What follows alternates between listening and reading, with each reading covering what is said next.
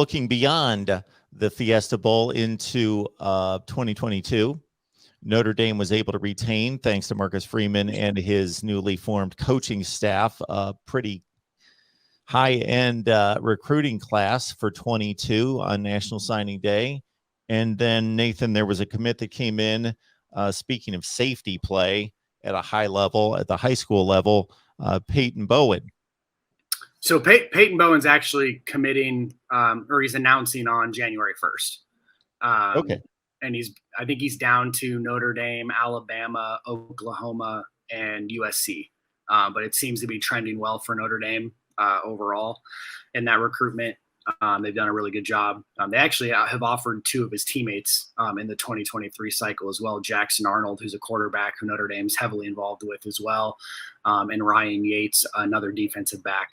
But Peyton Bowen seems to be the first guy out of those three that's going to choose a school. And right now my money would be on Notre Dame. He's a top 100 player, top 75 actually, and probably close to a borderline 5-star, and will continue to sort of trend up in the rankings. I think he's that talented of a player. And I think we were talking off air before we came on, and Nick mentioned that defensive back recruiting is trending in a way that's really good, because Notre Dame, I look at defensive line and linebacker play as big strengths, and not only on the field but in recruiting. You look at this year's class; they landed 4 out of the 16 Buckus Award finalists in the 2022 cycle. A 5-star in Jalen Sneed. In the 2023 class, they have a 5-star in Keon Keeley at defensive end that's already committed. So really, cornerback and safety recruiting is that next step to make this defense even better than what it's been over the last 5-6 years under Elko, Clark Lee, and now Freeman. And Peyton Bowen's another guy to bring in. And they have another kid in Adon Schuler, who's a top 200 player committed at safety for the 2023 cycle. And then a kid out of actually my backyard, Justin Rhett, who goes to Bishop Gorman, a corner, committed right now to Notre Dame. So if Bowen were to commit, it would be 3 guys in that top 150 or so. And, trending towards a really, really special class in the defensive backfield. Yeah, it's huge there. You'd like, if you're a Notre Dame fan, you see it on the offensive line a lot. You see it at the tight end position a lot. You'd like some of that to carry over to the offensive side just a little bit more than it has. Not to say, you look at this past recruiting class that comes in, and Tobias Merriweather, he ends up being the only receiver in this class, for instance. And now he's a solid receiver, solid 4-star across pretty much every site there, arguably a top 100 player nationally. He's the one that had the will always go down as a trivia answer of which recruit's house was Brian Kelly at when the LSU news broke, and whose barbecue was he eating, and that was Mr. Merriweather's barbecue that he ate. And some funny comments that have been posted from Merriweather's father about, take your damn barbecue and get out of here and stop lying to me and whatever else about Brian Kelly. But yeah, you look at the offensive side of the ball there, and not to say there haven't been playmakers. I think Michael Mayer obviously qualifies as a playmaker. I think you look at it, Kyron Williams, who we just spent a good amount of time praising, he qualifies as a playmaker. But in terms of the depth, in terms of, it's almost like baseball prospects. When you evaluate minor league rosters and minor league depth charts of, okay, well, they have X top 100 players or X top 150 players. Not all those are a guarantee to hit. Same thing in recruiting. Just because a guy's ranked in the top 100 or 150 or 300, whatever it might be, doesn't mean it's a guarantee to hit. Doesn't mean this guy is going to be a guaranteed star at that level.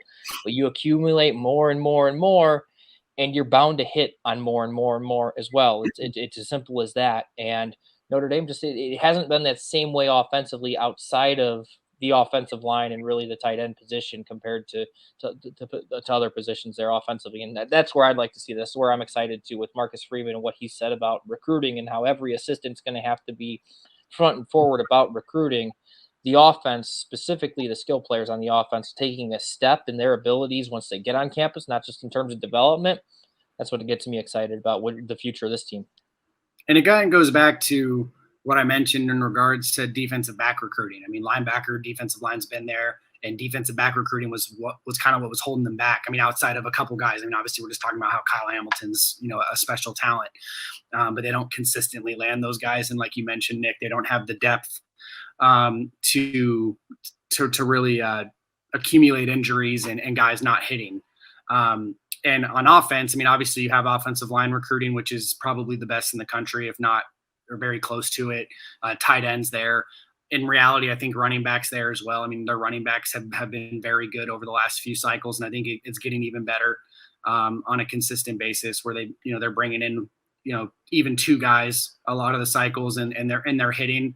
But really it's going to come down to quarterback and wide receiver recruiting overall. And like you mentioned, Tobias Merriweather's the only wide receiver commit in the 2022 class. Regardless of how good he is, that's just not going to cut it. I mean, if everybody returns next year, they only have 8 scholarship wide receivers. And that's if a 6th year in Avery Davis returns, a 5th year guy in Joe Wilkins, who's coming off an ACL and hasn't been a prominent player for them, returns. And then guys like Kevin Austin, who, could probably, make himself some money this year in the draft if he were to leave. I'm not saying he'd be a 1st or 2nd round pick necessarily, because he only has 1 year under his belt, but certainly a guy that can, he would probably end up a pretty good NFL player, even if it took him a few years to acclimate. So losing CJ Williams, I think specifically in the 2022 cycle, really hurt, even though the class overall is great. And then, they have to, like you mentioned, 2023 and beyond, QB and wide receiver recruiting certainly have to be better, and they have to accumulate more depth. And I've also got to think that the benefit of elite recruiting, in addition to what Nick touched upon, in that just the odds say that if you recruit 4 elite wide receivers, that 1 or 2 are going to be busts. That's fine. That's the way the game's played. You've got 2 top-end wide receivers, as opposed to recruiting 4 3-star wide receivers and hoping one of them comes through and plays above their heads, which may possibly happen, but then you've got 1 good player. But also the competition in regards to, if you're at a level where you're recruiting, let's say, top 20 to 25 in the nation, you're recruiting at a level where probably most positional units you're bringing in 1 really highly touted player. And unless he gets pushed, it's only human nature that if he sees that he's the best wide receiver in the room by far, it's only human nature that he may go 80%, as opposed to, there's 5 of us here that are top end, and I got to bust my tail and work hard to get playing time. And just the competition pays off from that standpoint, I would think. I do think the portal is going to become a huge factor, and it already is becoming a huge factor in college football. So certainly, one thing you don't want to do, and I actually reference this for Notre Dame basketball recruiting a lot of the times, because they had a few whiffs here and there over the last few years, and then you bring in portal guys to essentially make up for your recruiting misses. That's where I think the portal is misused in college football and college basketball. I mean, obviously sometimes you're going to miss and you bring in a portal guy and that helps, but really what portal guys should do is put you over the top versus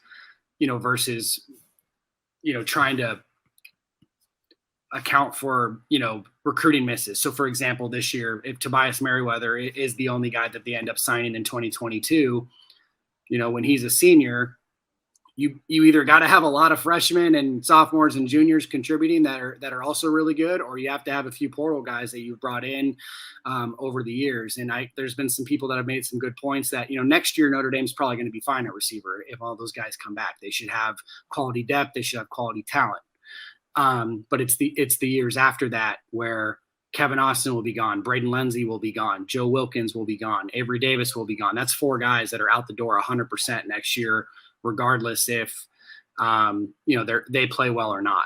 So going, as when Tobias Merriweather is a sophomore, as of right now, at least with no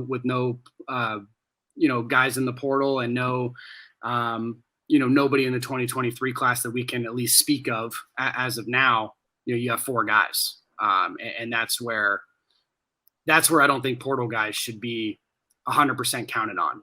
Because a lot of guys leave their programs because they're not getting playing time. And if you're Notre Dame, or do you really want to accept guys that are not getting playing time at other big programs, that could, speak to maybe their talent level and a recruiting miss on their end.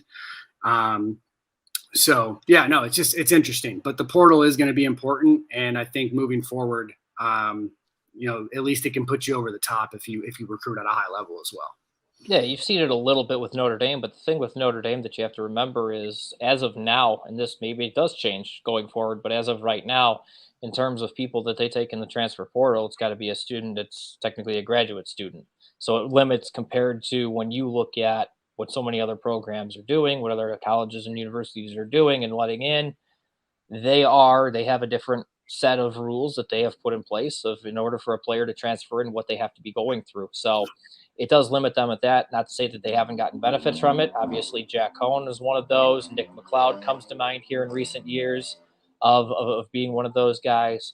And yeah, it's one of those that you look at though, and it's not one that they've been able to take advantage of, but it's certainly one that I think they're going to have to entertain here in the coming years. And I think the wide receiver is the number one spot that you're going to probably see that addressed, I would think, in this coming off season.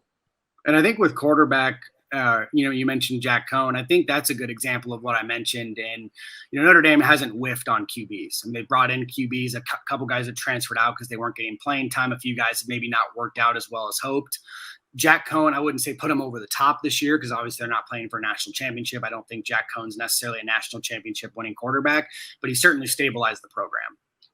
This year with Drew Pine or Tyler Buckner as your full-time starter all year, you probably don't finish 11-1. So Jack Cohn being there, I think, is a good example of what the portal can bring to a school like Notre Dame, whether it's a grad transfer or not. Like you mentioned, Nick, I mean, it's going to be usually grad transfers, but they've certainly had a few non-grad transfers that have worked out. And Alohi Gilman a few years back out of Navy, Amir Carlisle, who came over from USC, is another good example. So that they can, but then again, it has to be from probably a pretty high academic school. You got to get your guys that transfer in from a Navy, from a USC, from a Vanderbilt, from a Duke that maybe show out as freshman or sophomore and can come in with the credits that Notre Dame's going to take in. But then again, I mean, it is, like you mentioned, a lot of grad transfers overall, which limits the pool for sure.